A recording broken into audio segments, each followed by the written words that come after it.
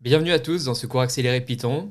Il s'agit simplement de quelques vidéos rapides pour voir ou revoir certaines idées clés de Python, dans le cas où vous avez besoin d'un petit rappel ou d'un petit rafraîchissement sur le langage Python. Commençons par la partie 1. Pour cela, on va démarrer un nouveau notebook. Alors pour ce cours accéléré Python, on va le démarrer avec les notions basiques de chez Basic, et notamment les nombres. Donc Python a deux types de nombres principaux avec lesquels nous allons travailler. Il y a les entiers, qui sont finalement des nombres entiers, tels que 1, 2, 3, 4, 5, etc. On les distingue des nombres à virgule ou nombres flottants, ou encore floats en anglais, qui sont essentiellement des nombres avec des décimales, comme par exemple 1.0. Si vous voulez vérifier le type de n'importe quel objet Python, vous utilisez simplement la fonction type. Je peux par exemple tester type de 1. Je peux voir le résultat int pour integer, c'est-à-dire un nombre entier. Je peux taper type de 1.0. Et puisqu'il y a une décimale, il s'agit d'un nombre flottant ou de type float. Continuons avec quelques mathématiques de base avec Python. L'addition avec 1 plus 1, ce qui donne 2. La multiplication avec l'astérisque ou l'étoile, soit 1 multiplié par 3, ce qui donne 3. On a aussi la division avec le slash, soit 1 divisé par 2, ce qui va donner 0.5. Si vous voulez mettre un exposant ou élever à une puissance, par exemple 2 puissance 4, on utilise 2 astérisques, soit 2 astérisque astérisque 4, donc 2 puissance 4, ce qui donne 16. On a aussi l'opérateur modulo ou mod, représenté par le signe pourcentage. Si on souhaite 4 modulo 2, 4 pourcentage 2, cela retourne 0. Le modulo, en d'autres termes, c'est le reste d'une division. Donc 4 divisé par 2, ça donne 2. Ou encore 2 fois 2 donne 4. Il ne reste rien. Par contre, je peux essayer 5 modulo 2. Là, il devrait y avoir un reste, ce qui donne 1, car 5 divisé par 2 a un reste de 1. Python suit aussi l'ordre des opérations de façon classique. Si je tape 2 plus 3 multiplié par 5 plus 5, mais si je veux que l'addition se calcule avant la multiplication, rappelons que la multiplication est prioritaire sur l'addition, je vais ajouter une parenthèse. Je vais modifier cette précédente cellule et je vais ajouter deux paires de parenthèses. Donc, parenthèse 2 plus 3 multiplié par 5 plus 5 entre parenthèses. Ainsi, je multiplie mes deux sommes entre elles. Si j'exécute la cellule, j'obtiens cette fois-ci 50. Ensuite, voyons les bases de l'affectation de variables. En Python, c'est très simple. Si le nom de votre variable contient plusieurs mots, Python préconise de les séparer par des tirets du bas ou underscore. Alors, soit un nombre de variables qu'on nomme par exemple name-of-variable ou var. C'est simplement une convention, il n'y a pas de règle stricte sur les tirets du bas lors du nommage d'une variable. Et ensuite, pour affecter cette variable à une valeur, j'ajoute égal, suivi d'une valeur, par exemple 2. Je peux le faire pour plusieurs variables, x est égal à 1, y est égal à 2.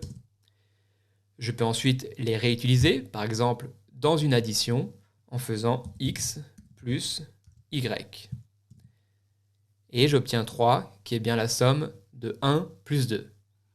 Ok, donc on a discuté des nombres et de l'affectation des variables. Parlons maintenant des chaînes de caractères ou strings en anglais. Il peut s'agir d'un guillemet ou apostrophe simple ou simple quote en anglais, par exemple string. Mais il peut s'agir aussi de guillemets ou apostrophe double ou encore double quotes en anglais. Voici un exemple, guillemet double, et on va écrire double quotes. On peut donc voir les chaînes de caractères ou strings en simple et double apostrophe. C'est exactement la même chose, mais parfois on est obligé d'utiliser les guillemets doubles si on a un apostrophe ou un guillemet simple dans la chaîne de caractères. Alors je vous montre un exemple. Donc double guillemet, je vais écrire la chaîne de caractères je n'aime pas ça. Notez maintenant que j'ai cet apostrophe entre le n et le verbe aime. Et puisque j'encadre ce string par des guillemets doubles, eh bien je n'obtiens aucune erreur. Si je remplace les guillemets doubles par de simples apostrophes, voilà. Dans ce cas, Python ne peut déterminer où commence votre chaîne de caractères et où elle se termine. Il n'arrive donc pas à délimiter la chaîne string. On remarque d'ailleurs le changement de couleur. Si je remets les guillemets, eh bien, tout fonctionne bien mieux. Vous voyez ici qu'on a une cellule de sortie. Si je veux afficher la chaîne de caractères, je peux l'imprimer à l'écran. Ce qui signifie que je peux faire quelque chose comme print hello. Et noter les différences avec hello sans la fonction print. C'est très spécifique à Google Colab qui fonctionne sur Jupyter Notebook. Avec d'autres IDE ou environnements de développement, vous serez obligé d'imprimer les variables avec print pour les afficher en sortie. Sur un notebook, cela affiche souvent la toute dernière ligne de la cellule, même s'il n'y a pas de print. Vous pouvez voir la différence, hello reste entre apostrophe dans le dernier cas, alors que lorsqu'on utilise print, on a la chaîne de caractères ou string sans rien. Donc c'était les bases de l'affichage d'une variable. Regardons maintenant comment formater cet affichage, ce qui est connu sous le nom d'interpolation de chaîne de caractères, qui est le moyen d'insérer des choses comme des variables dans une chaîne de caractères ou string. Par exemple, si je veux dire quelque chose comme mon prénom est, puis je laisse un espace pour insérer quelque chose, pour cela j'ajoute une accolade. Puis après la chaîne de caractères, donc après le double ou simple guillemet, j'appelle la méthode format, point format, et je passe ce que je veux à la place dedans. Par exemple, je voudrais la chaîne de caractères ou string avec le prénom Rod. On va afficher tout cela à l'écran. Donc pour cela, on va réutiliser la méthode print. On passe tout ça, donc ma chaîne de caractères, mon prénom est accolade.format de la chaîne de caractères Rod. Je ferme ma parenthèse de la fonction print et je peux voir le résultat. Mon prénom est Rod. C'est l'application de la méthode .format sur une chaîne de caractères. Il s'agit d'interpolation de string. C'est un moyen d'insérer des objets, ici Rod, dans une chaîne de caractères. Les accolades indiquent l'emplacement de l'insertion de la chaîne de caractères passée dans la méthode .format. Je peux le faire avec des objets multiples aussi. Le moyen de faire ça, c'est d'ordonner les objets ou de les nommer. Alors, je vais compléter cette chaîne de caractères. Alors, à la suite de cette première accolade, je vais rajouter « et mon nombre préféré est » et je vais passer une seconde accolade.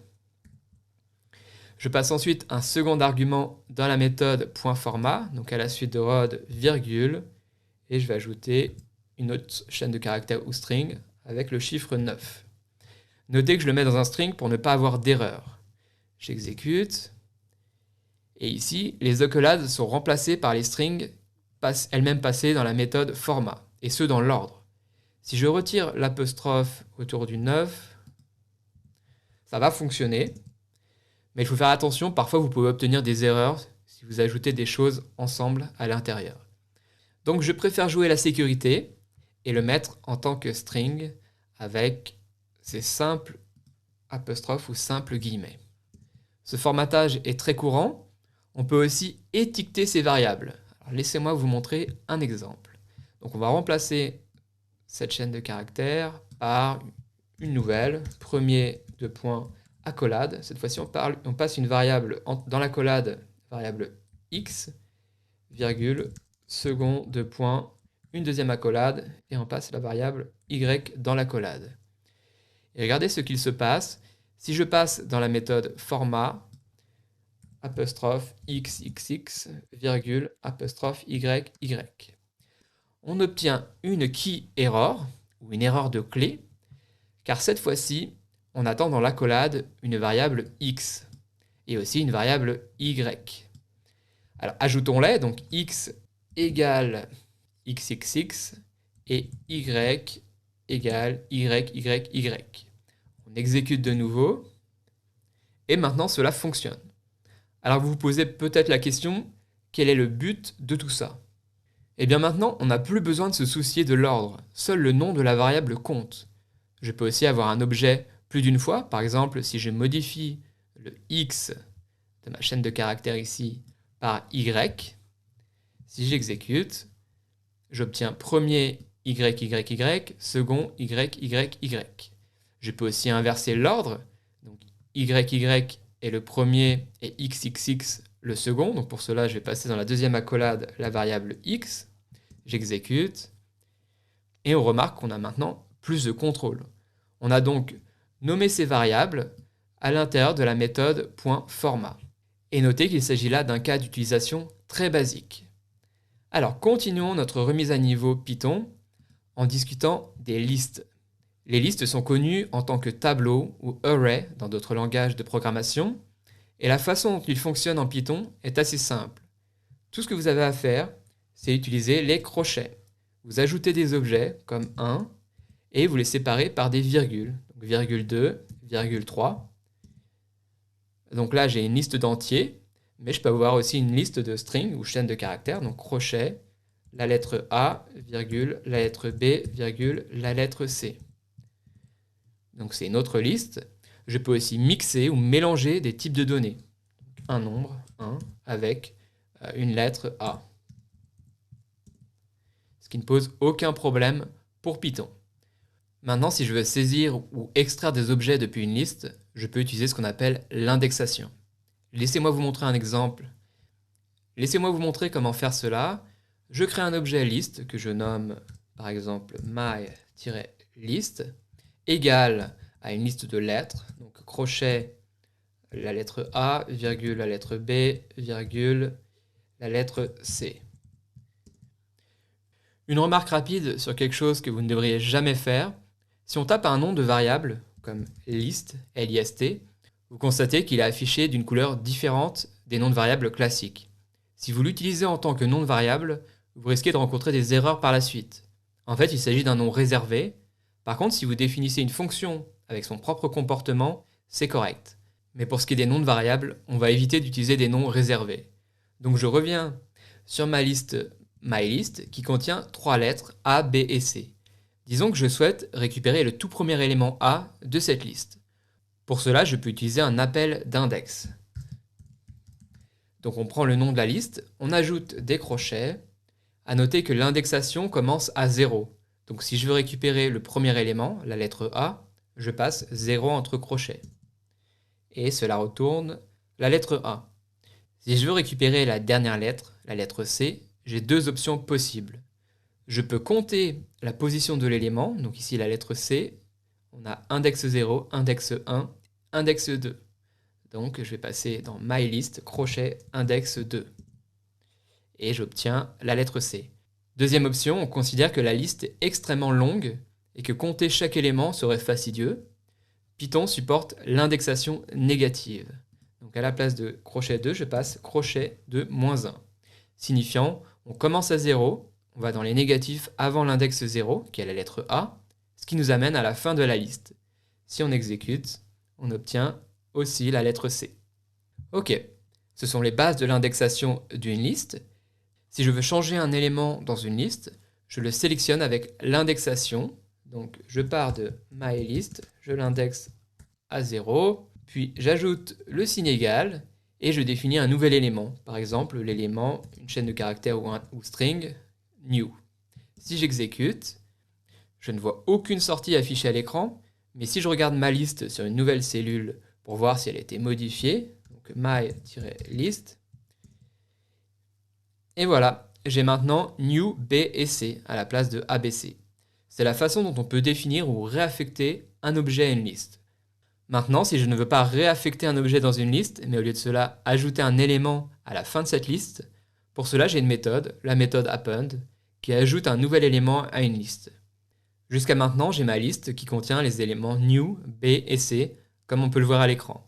Je souhaite ajouter un quatrième élément à la suite, donc my-list.append, et je passe un nouvel élément, par exemple la lettre D. J'exécute ça, ce qui n'affiche rien en sortie puisque cette action ne retourne rien, mais cela affecte la liste. Si je regarde ma liste my-list, je peux voir new, B, C et D. Je peux aussi imbriquer des listes pour former des listes de listes. Laissez-moi vous montrer. J'ai ma liste, donc my-list, et je crée une nouvelle liste, crochet, donc 1, 2, et le troisième élément peut être une nouvelle liste, donc crochet 100, 200. Si je regarde de nouveau ma liste, my-list, qui en passant a été remplacée par cette dernière car on a écrit par-dessus, je peux voir que j'ai une liste à l'intérieur de ma liste. Vous pouvez en imbriquer autant que vous voulez, cependant, soyez raisonnable, je doute que vous souhaitiez une liste de listes de listes de listes, etc. Ensuite, si vous souhaitez extraire un élément de cette liste myList, par exemple, disons que l'on souhaite extraire le nombre 200. Donc on va pour cela indexer tout ça, donc myList crochet. Donc je vois que le nombre 200, il fait partie d'une liste qui est le troisième élément de myList. Donc je vais passer l'index 2, troisième élément, index 2. Et je veux récupérer le nombre 200 de cette liste qui est en deuxième position ou index 1. Donc un nouveau crochet et index 1. Et j'obtiens bien 200. Il s'agit des listes imbriquées et de la méthode pour extraire des éléments depuis ces listes imbriquées. Je peux simplement utiliser cet appel d'index. Cela peut être utile si vous travaillez avec des matrix ou tout objet de dimension 2. On aura l'occasion de rencontrer ce genre de liste imbriquée tout au long du cours, mais rien de plus compliqué que ce que l'on vient de voir à l'instant. C'est tout ce que vous avez besoin de connaître sur les listes et sur les tableaux array. Ce sont des séquences d'éléments ordonnés, ainsi vous pouvez les indexer avec un nombre. Discutons maintenant des dictionnaires, aussi connus sous le nom de table de hachage, ou hash table dans d'autres langages. Donc les dictionnaires utilisent ce genre de notation, D égale accolade.